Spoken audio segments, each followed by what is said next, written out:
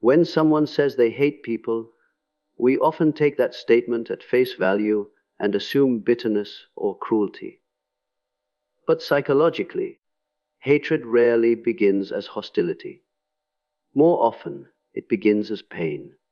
It is the emotional scar left behind after trust has been violated, after sincerity was met with manipulation, after openness led not to connection, but to loss. The mind learns quickly. When vulnerability becomes dangerous, the psyche builds a shield, and that shield is often labeled hatred. From a Jungian perspective, this is not a moral failure, but a survival strategy.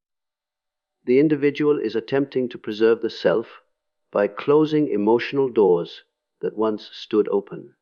Hatred, in this sense, is not aimed outward as much as it is used inwardly, to keep old wounds from being touched again. It creates distance, not because others are unworthy, but because closeness has become psychologically expensive. Yet the tragedy of this defense is subtle. What protects us from pain can also isolate us from meaning. When hatred hardens into identity, it no longer guards the wound, it keeps it alive. The task, then, is not to judge this hatred, but to understand what it is protecting. And here is the reflection worth carrying forward. What you call hatred may simply be unhealed pain, asking for conscious attention. Another reason people come to hate others is not because they feel superior, but because they feel deeply disappointed. Early in life, we are taught, implicitly or explicitly, to believe in fairness, sincerity, and moral consistency. We expect words to match actions and values to guide behavior. Over time, repeated exposure to hypocrisy fractures that belief. Promises are broken, virtues are performed rather than lived, and integrity becomes a costume worn only when convenient. For certain individuals, especially those who think deeply and observe closely, this gap becomes unbearable. Psychologically, disillusionment is far more corrosive than anger. Anger still hopes for change, disillusionment does not. It withdraws. The person who hates people, in this sense, is often someone who once believed in them. They have seen enough to stop participating in social illusions, choosing distance over constant moral compromise. This withdrawal is not apathy, it is an ethical protest carried out in silence. But disillusionment becomes dangerous when it turns absolute, when it concludes that because many are false, all must be. At that point, clarity hardens into cynicism, and cynicism begins to poison perception. The work, then, is to learn discernment without despair, to see clearly without closing the heart entirely.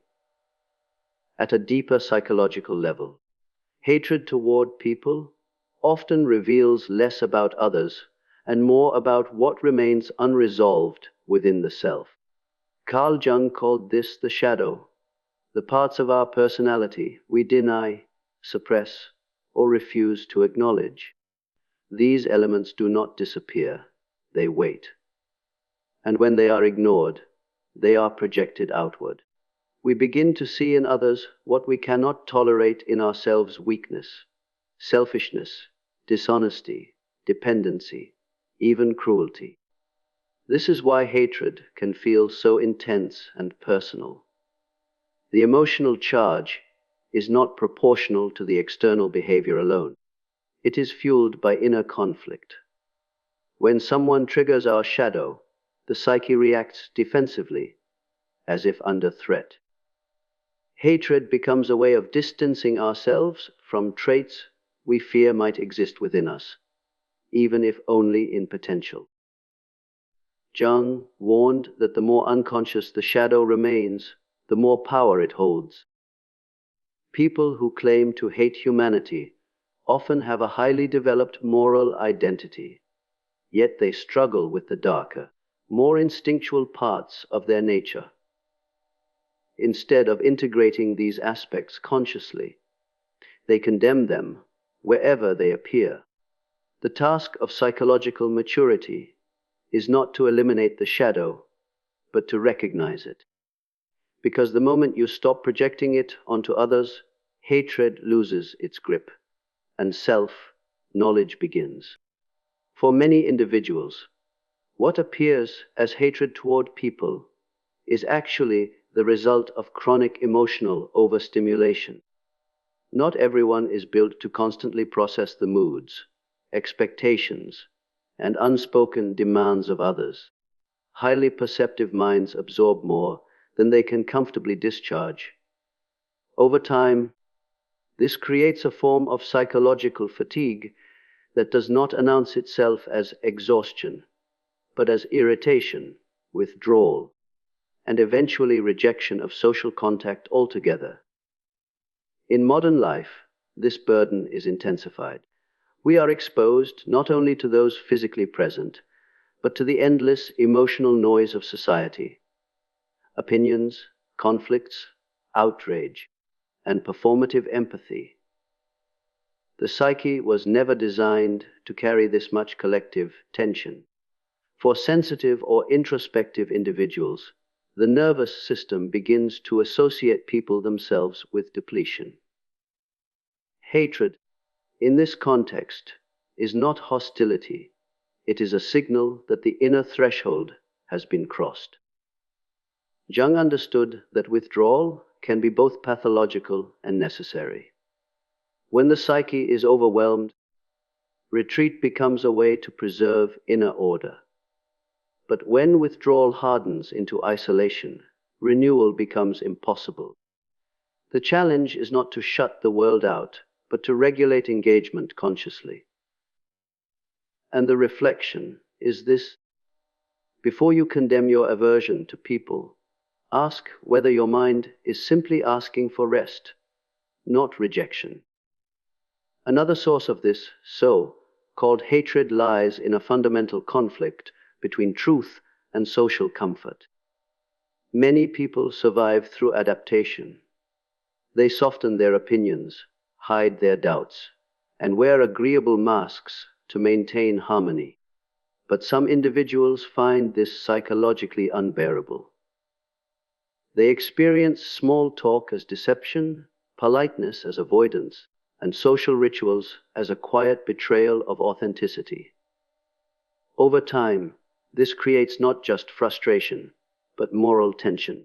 From a Jungian standpoint, the persona, the social mask, serves a purpose, but when it becomes the whole personality, it suffocates the self.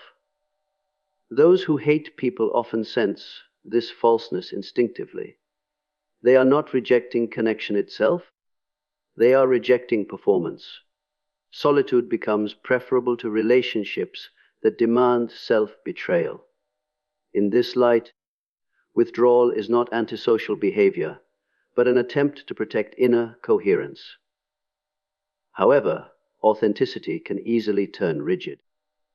When the refusal to play along becomes contempt for others, the individual risks replacing false harmony with false superiority.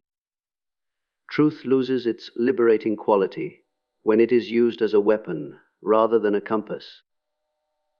The task is to live truthfully without retreating into isolation, to speak honestly without needing to stand above others, because real integrity is quiet, grounded, and does not require contempt to survive. What is often misunderstood is that hatred toward people is rarely a final destination. Psychologically, it is more accurately a stage, a crossing point in the development of consciousness. When illusions fall apart, when trust has been betrayed, when the shadow has been glimpsed, and social masks exposed, the psyche needs distance to reorganize itself. Hatred becomes a temporary structure, giving form to confusion while the individual regains inner orientation. Jung viewed psychological growth as a process of differentiation. One must first separate from the collective, from inherited beliefs and unconscious participation, before choosing how to return. Many who claim to hate people are in this between space. They are no longer enough to belong blindly, but not yet integrated enough to engage selectively. The danger lies in mistaking this phase for identity. When hatred becomes who you are, growth stops. But when it is recognized as a signal, transformation begins. Discernment replaces rejection. Boundaries replace bitterness. One learns not to close the heart, but to open it with intention. The mature individual does not love humanity blindly, nor does he despise it. He understands it. And this is the final reflection.